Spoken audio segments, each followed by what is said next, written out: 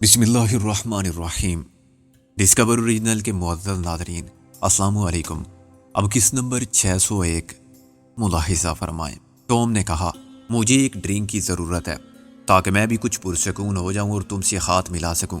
میں نے کہا، اگر ڈرنک تمہارے پاس ہے تو شوق پورا کرو، مجھے کوئی اعتراض نہیں ہے۔ بوتلیں وغیرہ پیچھے کاروان میں ہیں۔ ٹام نے کہا، پھر تھوڑا سا انتظار کر لو، ہم کو پروگرام کے مطابق 2 گھنٹے بعد رکنا ہوگا۔ میں نے کہا، سفر کا پہلا مرحلہ باخیر و عافیت طے ہوا۔ 2 گھنٹے بعد ہم نے سڑک کے کنارے ایک مختصر قطعہ زمین پر پڑاؤ کیا۔ 1 گھنٹے کی اس وقفے میں غالب نے گل اور نازوں کو وہ سب بتایا جو ہمارے درمیان طے پایا تھا۔ انہوں نے کاروان کے مختصر کچن میں گیس کا چولہا جلا کے کافی بنائی اور غالب کو جین اور ماریا کے بارے میں اپنے تاثرات سے آگاہ کیا۔ ظاہر ہے یہ تاثر خوشگوار نہیں ہو سکتا تھا۔ ان کے درمیان بات چیت بھی اشاروں کی زبان تک محدود رہی تھی، تاہم جین اور ماریا نے عدم تعاون کا مظاہرہ نہیں کیا تھا۔ وہ گل اور نازوں کے ہاتھوں میں ریوالور دیکھ کر جتنی دہشت زدہ ہوئی تھی اس سے زیادہ حیران۔ یہ سب مجھے غالب نے بعد میں بتایا۔ میں ان چاروں کے ساتھ رہا۔ ان سب نے ایک ہی بوتل سے منہ لگا کے پی اور مجھے بھی پیش کی، مگر میں نے انکار میں سر ہلا کے سگریٹ جلا لی۔ جین کا رویہ بھی اب مہربان نہیں رہا تھا۔ اس نے جھنجھلاہٹ سے کہا، کیا تم اسی طرح ہمارے سر پر سوار رہو گے؟ میں نے کہا، خاتون، آپ کا سر بہت خوبصورت ہے مگر سواری کے لیے نہیں ہے۔ البرٹ ہنس پڑا۔ اس کا مطلب تھا، میں سمجھ گیا ہوں مسٹر البرٹ۔ میں نے اس کی بات کاٹ دی۔ میں اتنا بے وقوف بھی نہیں ہوں۔ پھر تم کچھ دیر کے لیے ہمیں تنہا کیوں نہیں چھوڑ دیتے؟ ٹام بگڑ کر بولا۔ میں نے نفی میں سر ہلایا۔ میں پھر کہتا ہوں کہ میں اتنا بے وقوف نہیں ہوں۔ میں یہ رسک نہیں لے سکتا کہ تم لوگ بلا وجہ ہمارے خلاف جذباتی ہو کے کوئی سازش کرو۔ ہم صرف تھوڑی دیر کھلی فضا میں ٹہلنا چاہتے ہیں، البرٹ نے کہا۔ ہم فرار نہیں ہو سکتے۔ ہاں، تم فرار نہیں ہو سکتے۔ میں نے اس سے اتفاق کیا، مگر ٹہلتے ہوئے میں تمہارے ساتھ رہوں تو کیا حرج ہے؟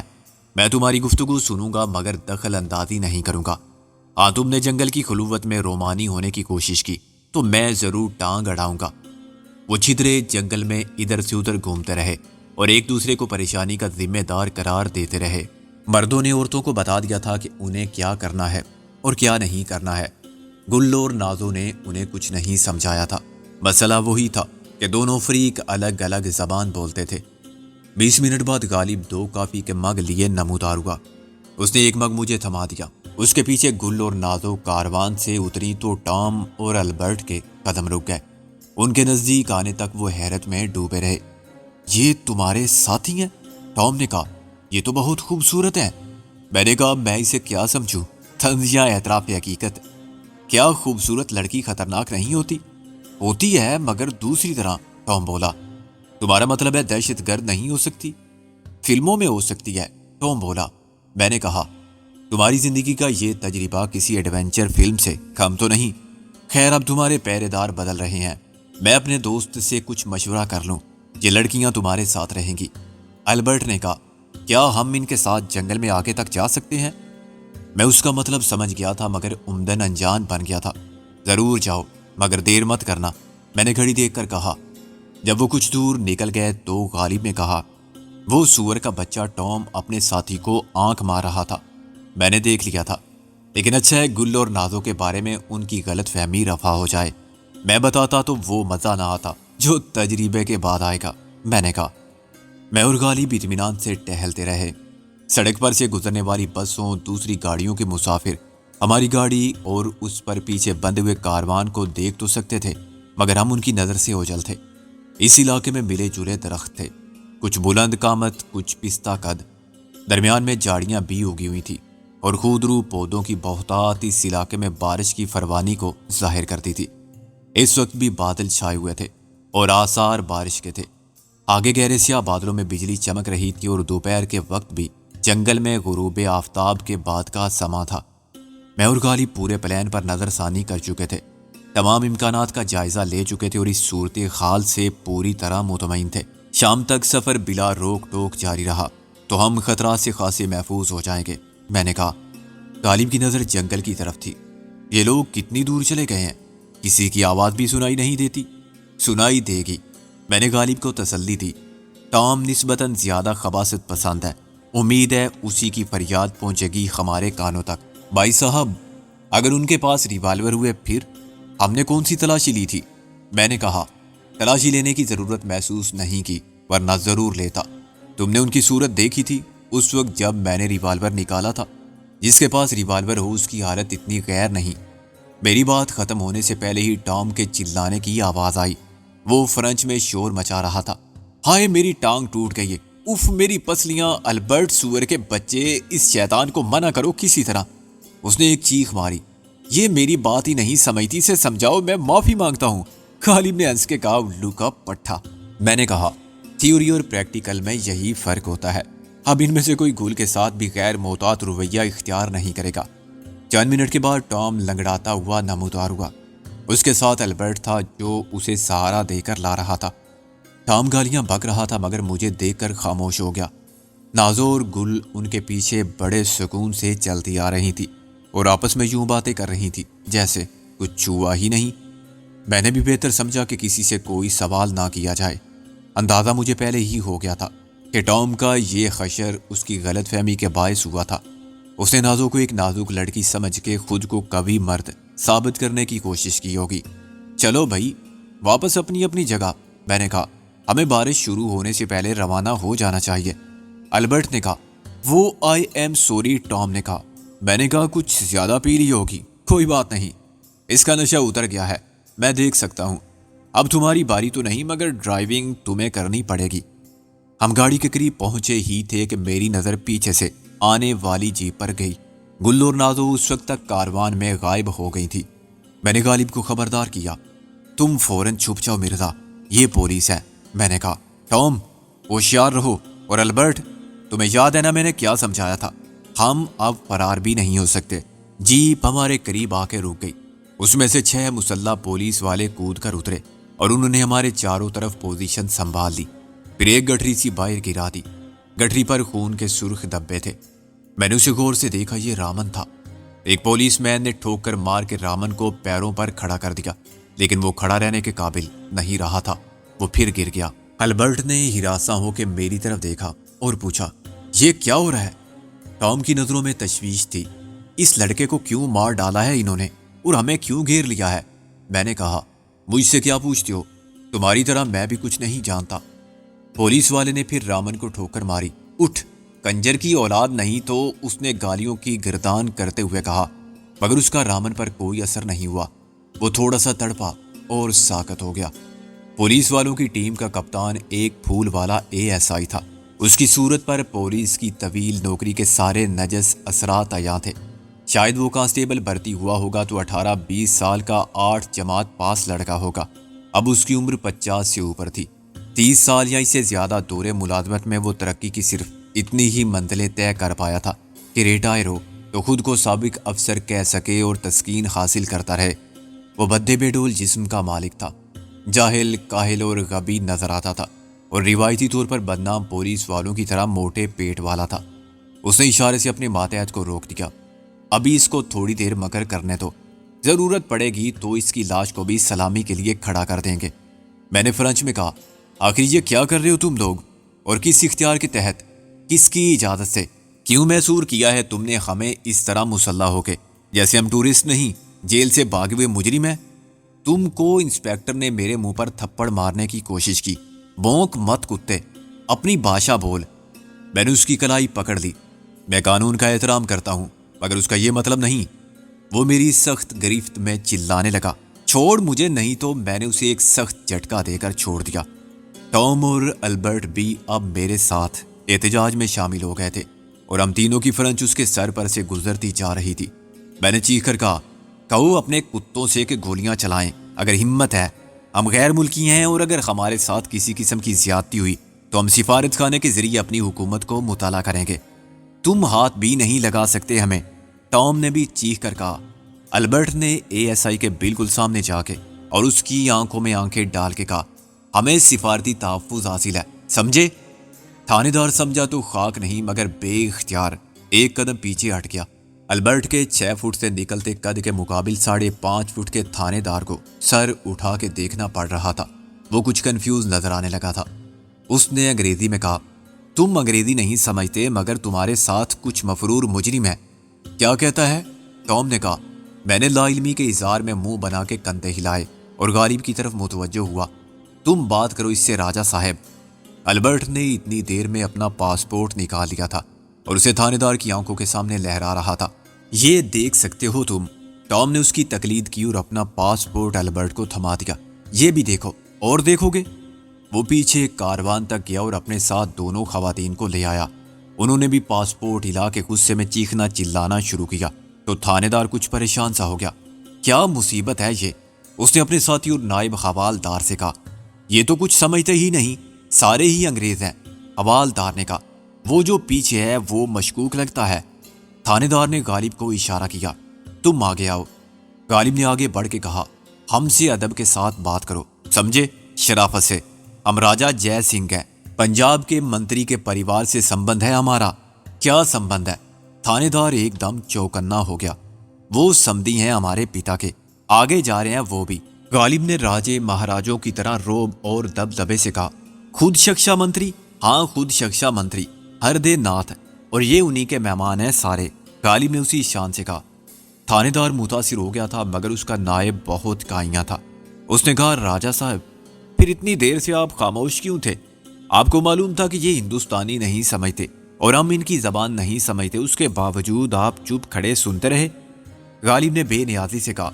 جب تک کوئی ہم سے بات نہ کرے ہم بھی دخل نہیں دیتے۔ غالب کے جواب نے اسے مطمئن نہیں کیا۔ اپنے مہمانوں کی مدد کرنا تو آپ کا ہی کام ہے، یہ کسی مشکل میں پڑ جائیں زبان نہ سمجھنے کی وجہ سے تب بھی آپ نہیں بولیں گے؟ ابھی اتنا جھگڑا ہو گیا، بات بڑھ بھی سکتی تھی، ہم گرفتار کر لیتے انہیں۔ غالب نے تھانے دار سے کہا۔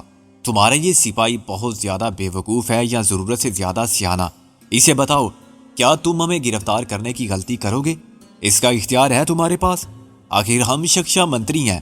راجہ صاحب آپ خود تو شخشا منتری نہیں ہیں، حوالدار نے اس کی بات کاٹ دی، اور ہمیں تو پنجاب کے چیف منسٹر کا نام بھی نہیں معلوم۔ اب تھانے دار کی ہمت بڑھ گئی۔ یہ بالکل ٹھیک کہتا ہے راجہ صاحب، ہم تو بس اپنے صوبے کی بات جانتے ہیں، شخشا منتری کا تو پتہ نہیں مگر اپنے چیف منسٹر اور وزیر کو پہچانتے ہیں۔ جب وہ آتے ہیں تو ہمیں پہلے سے معلوم ہوتا ہے، اور کوئی ایسے کچھ بھی کہہ دے۔ کیا مطلب؟ غالب نے گرج کے کہا۔ تم کو نظر نہیں آتے یہ غیر ملکی؟ ان کے پاسپورٹ دیکھو، چیک کرو۔ یہ عورتیں مفرور مجرم ہیں یا یہ خود کیا ہم مجرم لگتے ہیں تمہیں؟ آپ تو نہیں، تھانے دار نے بڑی مشکل سے کہا، مگر دیکھیں ہمیں یہی معلوم ہوا تھا۔ کیا معلوم ہوا تھا؟ یہی کہ ان غیر ملکیوں کے ساتھ کچھ مجرم نکل بھاگے ہیں۔ 4 دہشت گرد ہیں، 2 مرد اور ان کے ساتھ 2 عورتیں، 4 مجرم خام 6 آدمی تمہارے سامنے کھڑے ہیں۔ ان میں 5 غیر ملکی ہیں، 4 مجرم ملا کے 9 آدمی تو ہوتے ہیں یا نہیں تھانے دار؟ غالب نے کہا۔ تھانے دار نے امداد طلب نظروں سے اپنے ماتحت کی طرف دیکھا۔ اس کے لیے حساب کا یہ سادہ سوال بھی مشکل بن گیا تھا۔ حوالدار نے کہا۔ یہ تو ٹھیک ہے راجہ صاحب، مگر وہ اندر بھی تو ہو سکتے ہیں، کیا ہم دیکھ لیں؟ کیا تلاشی لوگے؟ غالب نے غصے میں لال پیلا ہو کے کہا۔ وارنٹ لائے ہو؟ میرے مہمانوں کو بے عزت کرو گے، وہ بھی میرے سامنے؟ مجھے بے عزت کرو گے ان کے سامنے؟ یہ بے عزتی کی بات نہیں راجہ صاحب۔ حوالدار میری توقع سے زیادہ سمجھدار اور خطرناک ثابت ہو رہا تھا۔ آپ جیسے ہی لوگوں کو قانون کی مدد کرنی چاہیے، ہماری کیا مجال کہ بلا وجہ آپ جیسے معزز لوگوں کا راستہ روکیں۔ مگر ہمیں معلوم ہوا تھا۔ کیا معلوم ہوا تھا؟ یہ کہ ہم مجرموں کی مدد کر رہے ہیں، خود مجرم ہے۔ غالب چراغ پا ہو کے بولا۔ میرا خیال ہے کہ مجھے تم جیسے شخص کو معاف نہیں کرنا چاہیے۔ میں آج ہی رپورٹ کروں گا صوبے کے ہوم سیکرٹری کو، ہوم منسٹر کو۔ ان کو اچھی طرح معلوم ہے میرا نام، جو بھی ٹائمز آف انڈیا پڑھتا ہے وہ راجہ جے سنگھ کا نام جانتا ہے۔ تھانے دار کے چہرے پر ہوائیاں اڑنے لگی تھی۔ وہ سر، میں آپ سے معافی مانگتا ہوں، دراصل ہمیں جو اطلاع ملی تھی، کیسے ملی تھی، کس سے ملی تھی، کس نے نام لیا تھا ہمارا؟ نام نہیں لیا تھا سر، حوالدار بولا۔ تم چپ کرو، تھانے دار نے اسے ڈانٹ کر کہا۔ جب افسر بات کر رہے ہوں تو ماتحت کو بولنے کی کیا ضرورت ہے؟ وہ بات یہ ہے سر، اس لڑکے نے بتایا تھا کہ 4 اشتہاری مجرم ریسٹ ہاؤس سے غیر ملکیوں کے ساتھ نکل گئے ہیں۔ اس نے، اس لاش نے؟ غالب نے حقارت اور نفرت سے کہا۔ تم نے اس کا جو اشر کیا ہے وہ ہمارے سامنے ہے۔ ایسے تو کسی سے کچھ بھی کہلوایا یا منوایا جا سکتا ہے، اگر کبھی آزمانا ہے تو ہمارے علاقے میں آ کے دیکھو، ہم بھی بہت کچھ معلوم کر لیں گے۔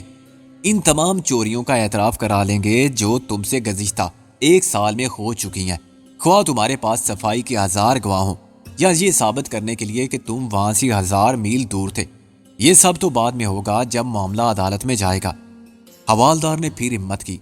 راجہ صاحب، اگر یہ ابھی آپ کے سامنے کھڑا ہو جائے اور کہے بابا ہمارے سامنے بھی تمہارا طوطا وہی سبق پڑے گا جو تم نے رٹایا ہے، غالب نے کہا، ہم تو چلے جائیں گے، بعد میں پھر اس کی کھال ہوگی اور تمہارا بھس بھرنے کا آلہ۔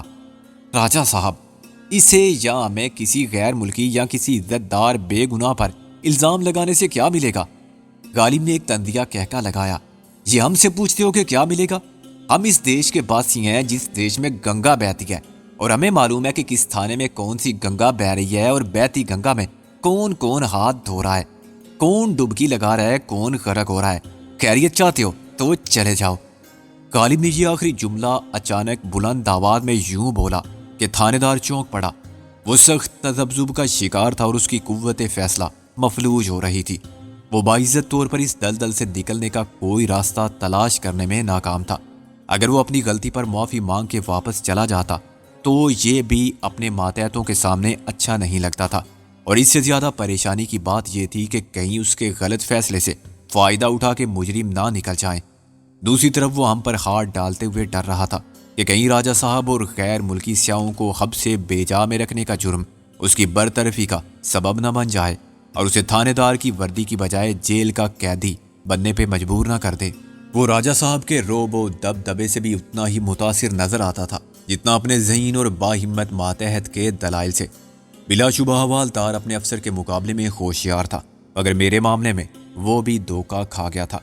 یا تو اس نے میری تصویر نہیں دیکھی تھی، یا پھر تصویر اتنی پرانی ہو چکی تھی کہ اس کا میرے موجودہ حلیے سے مماثل ہونا اتفاق لگتا تھا، ایک ایسا اتفاق جس پر کوئی بھی سنجیدگی سے غور نہ کرتا ہو۔ میرا لباس بھی عجیب تھا اور میرے چہرے پر بے ہنگم داڑھی تھی جو دوسرے ہم سفروں کے جاڑ جنکاڑ حلیے سے زیادہ میل کھاتی تھی۔ پھر میری رواں فرانچ میں شور مچانے اور دوسروں کے میرے ساتھ چلانے سے بھی اداکاری میں حقیقت کا رنگ شامل ہو گیا تھا۔ اٹالین، جرمن، فرینچ اور سوئس سیاحوں کے اس گروپ کو زبان کی بنیاد پر کسی قومیت سے منسوب کرنا مشکل تھا۔ وہ ایک سے لگتے تھے اور پولیس والوں کے لیے انگریز تھے۔ میرا اور اطالوی کا رنگ بہت صاف گندمی تھا اور میں بھی نہ انگریزی جانتا تھا نہ ہندوستانی۔ دو میموں کی موجودگی الگ جذباتی مسئلہ بن گئی تھی۔ ان کے ملبوس کی بے حجابی نگاہوں کو دعوت دید دیتی تھی اور ان کے مرمر سے تراشے ہوئے بدن دیسی سپاہیوں کی نظروں کو خیرہ کرتے تھے۔ تھانے دار کی قوت مزاحمت یک لخت ختم ہو گئی۔ چلو واپس سب، اس نے پورے اختیارات کے ساتھ حکم دیا۔ حوالدار نے احتجاج کے لیے منہ کھولا، لیکن سارو تم کون سی زبان سمجھتے ہو سر کے بچے؟ تھانے دار نے گرج کے کہا، سنا نہیں میرا حکم؟ ہاں جی سر، حوالدار نے تلخی سے کہا، سن لیا حکم۔ تھانے دار نے راجہ صاحب سے کہا، سوری سر، وہ دوسرے لوگ ہوں گے جن کے ساتھ مجرم کسی اور طرف نکل گئے، ہم تلاش کر لیں گے۔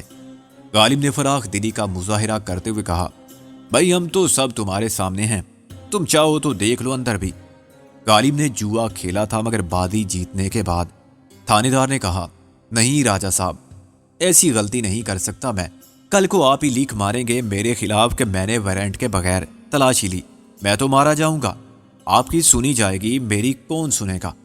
غالب نے ہاتھ آگے بڑھایا، نہیں بھائی، جب ہم نے خود ہی اجازت دے دی تو پھر یہ کیسے ہو سکتا تھا؟ مگر خیر تمہاری مرضی، ہمیں کوئی شکایت نہیں تم سے، تم نے اپنا فرض ادا کیا لیکن اپنے دائرے اختیار کے اندر رہ کے۔ 4 پولیس والے واپس گاڑی میں سوار ہو چکے تھے، مگر 2 منتظر تھے کہ تھانے دار صاحب کی بات ختم ہو تو وہ اپنی بات کہیں۔ وہ رامن کو اٹھاتے اٹھاتے رک گئے تھے۔ کیا ہوا، کھڑے کیوں ہو؟ تھانے دار نے کہا، جس نے راجہ صاحب سے مصافحہ کرنے کے بعد مجھ سے اور آخر میں میموں کے گورے گورے ہاتھوں کو تھامنے کا اعزاز حاصل کر لیا تھا اور خاصا مطمئن تھا۔ یہ مر گیا ہے جی۔ مر گیا؟ تھانے دار نے خفگی سے کہا، کیوں مر گیا؟ رامن کی موت کا سن کے میرے دل میں بھی دکھ تھا، ایک کانٹا سا ٹوٹ گیا تھا۔ غالب نے کہا، ہم بتائیں یہ کیوں مر گیا؟ تم نے رات بھر اس کو الٹا لٹکایا ہوگا ننگا کر کے، اسی آگ پر بھونا ہوگا اور برف میں دبایا ہوگا، اس میں مرچیں بھری ہوں گی تم نے اور اسے غلاظت کھلائی ہوگی، پانی میں غوطے دیے ہوں گے اور اس پر کودتے رہے ہوگے تم سب۔ یہ ایک لڑکا تھا، غریب اور کمزور، तख्ता होता तो वो भी टूट जाता, पत्थर होता तो बिखर जाता। तुमने वहशियाना तशद्दुद किया इस पर और इसे मार डाला। अब तुम ही पूछते हो कि ये क्यों मर गया। ये सब तुम्हारे साथ होता तो क्या तुम मरने से पहले भी इजाज़त मांगते अपने कातिलों से? हम इसके बारे में ज़रूर लिखेंगे, टाइम्स ऑफ इंडिया में पूरी रिपोर्ट देंगे तस्वीर के साथ। कैमरा। उसने टॉम की तरफ हाथ बढ़ाया। टॉम ने गले में लटका हुआ कैमरा गालिब को पकड़ा दिया, लेकिन इससे पहले कि वो तस्वीर बनाता रामन के फरेब का पर्दा चाक हो गया। ये जिंदा है जनाब, मगर कर रहा था आरामी, सांस रोक लिया था इसने। थानेदार ने रामन को ठोकर मार के कहा। ऐन उसी वक्त फ्लैश चमकी। वो मंजर कैमरे ने महफूज कर लिया जिसमें दो पुलिस वाले रकू की हालत में झुके हुए रामन को बड़ी तशवीश से देख रहे थे और थानेदार उसे बड़ी सफाक मुस्कुराहट के साथ ठोकर मार रहा था। रामन का जख्मों से चूर, कमजोर, नातवां बदन, कमर से लिपटे हुए चीथड़े के साथ फर्शे खाक पर पुलिस की बर्बरियत का सबूत बना हुआ था और खुद अपनी फरियाद था। खामोशी गुफ्तगू है, बेजबानी है ज़बां मेरी। थानेदार ने परेशान होकर कहा। राजा साहब। गालिब ने दूसरी तस्वीर बनाई जिसमें जीप का नंबर भी साफ नजर आ रहा था। अब पुलिस वालों की और थानेदार की सूरत के तासुरात बिल्कुल मुख्तलिफ थे। पहले फ्लैश की चमक ने जीप में बैठे हुए हवालदार को भी सर निकाल के झांकने पर मजबूर कर दिया था। चुनाचे दूसरी तस्वीर में उसकी शक्ल भी आई होगी। अब तुम ले जाओ इसे, रास्ते में मार के गाड़ दो या इसको हर रोज मारते रहो और जिंदा करते रहो। थानेदार ने कहा। राजा साहब, ऐसा मत करें, हम सब मारे जाएंगे। मैं वादा करता हूं कि इसको छोड़ दूंगा। तुम्हारे वादे पर एतबार करके हम भी वादा कर लेंगे कि ना कुछ लिखेंगे, ना ये तस्वीर तुम्हारे खिलाफ इस्तेमाल करेंगे। इतने अहमक नजर आते हैं हम शक्ल से। हमें मालूम है कि तुम इसको ही नहीं, इसके पूरे खानदान को नहीं बख्शोगे।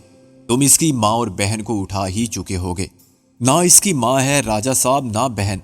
ये तो एक आदि मुजरिम है, जेब कतरा था पहले, फिर चोर बन गया। तुम्हारी मेहरबानियों से तुम्हारे साथ रहेगा तो एक दिन डाकू बनेगा और कातिल भी। गालिब ने तलख लहजे में कहा। हम रग रग से वाकिफ हैं तुम लोगों की। खुद हमारे इलाके में कितना जुल्म करती है पुलिस और फरियाद भी हम तक नहीं पहुंचने देती, ये हम जानते हैं।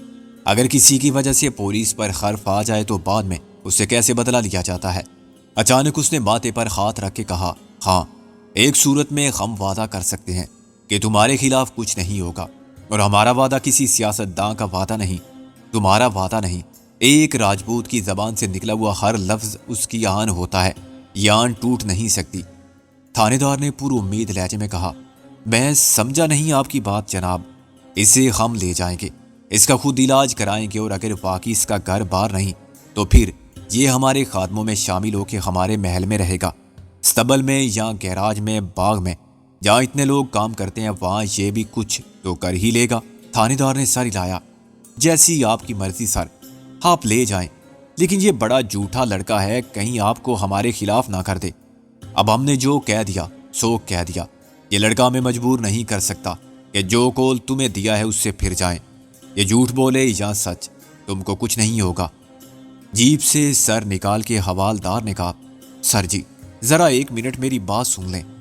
थानेदार ने पलट के देखा और बादल नख्वास्ता जीप तक गया।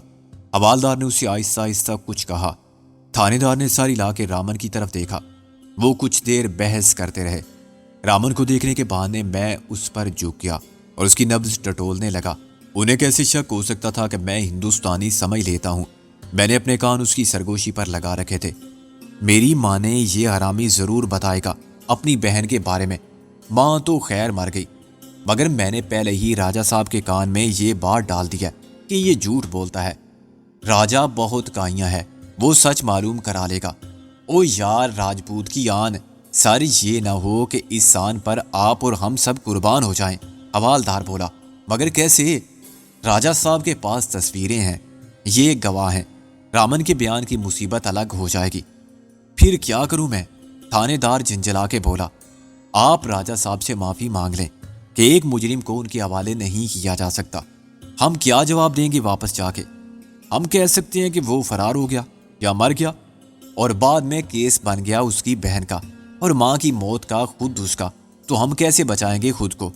राजा साहब को झूठा कौन कहेगा और हम सच को कैसे झूठ साबित करेंगे? तस्वीर की कोई बात नहीं, हम इनकार कर सकते हैं, कह सकते हैं कि वो जिंदा था और इसे जिंदा भी रख सकते हैं। اس کی زبان تو نہیں کھلے گی نا ہمارے خلاف. راجہ صاحب کے پاس جا کے وہ شیر ہو جائے گا. دوری مصیبت گلے میں پڑ جائے گی. یار میں اب کیسے کہوں؟ جاؤ تم بات کرو. کیوں؟ اب افسر نہیں رہے آپ؟ اس وقت تو حکم چلا رہے تھے. جب میں نے بولنے کی کوشش کی تھی تو مجھے چپ کرا دیا تھا. پھر اب بھی تم چپ رہو. جو میں کر رہا ہوں ٹھیک ہے. تھانے دار مشتعل ہو گیا. ماتحت کے تن سے اس کی خفت اور شرمندگی ایک دم غصے میں ڈل گئی. چلو اوئے اٹھاؤ اسے آرام سے اور پیچھے لٹاؤ. تھانے دار نے حکم دیا. میں نے حوالدار کو زیر لب گالی دیتے سنا. ایسے کم عقل اور کم ہمت افسر ہی مرواتے ہیں.